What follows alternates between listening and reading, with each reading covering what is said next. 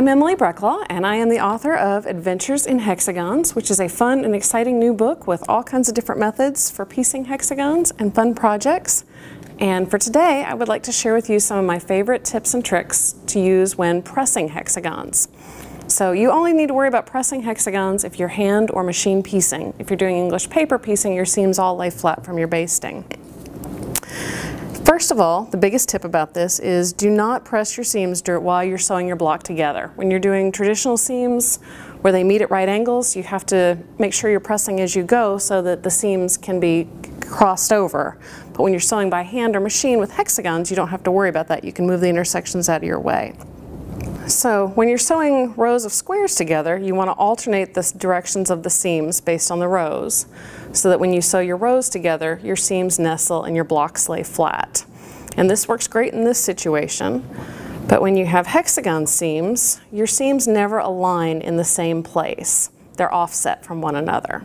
So when you sew your rows together, you will never have these vertical seams crossing in the same place.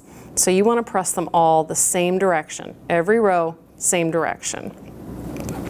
And then, when you get finished sewing them together like that, the really cool thing is, after you have your straight seams pressed here, you press the seams, the zigzag, when you're sewing it together, press them in a swirl pattern, and then you get this super cute little tumbling block in the middle in your regular fabric color, so you know you're doing it right.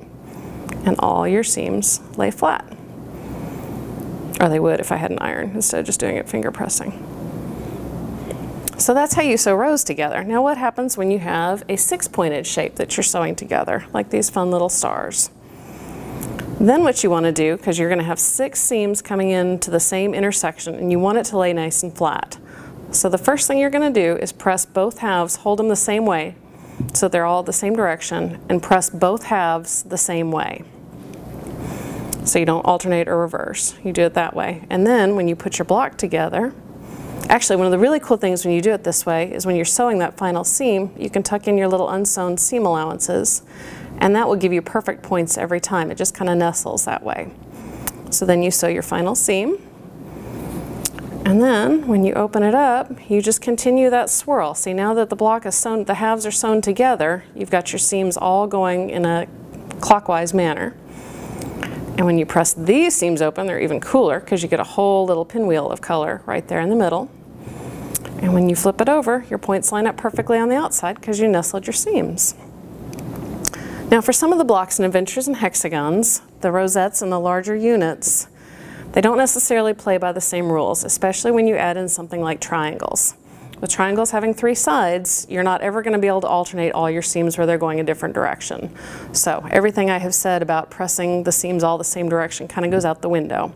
And you essentially have to press your triangles whatever way makes sense for the rest of the block.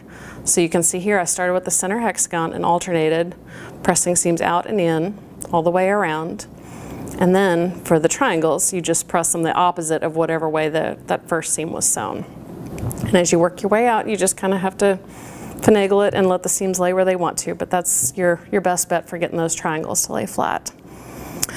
So now you're all set to choose your own hexagon adventures, and I cannot wait to see where the journey takes you.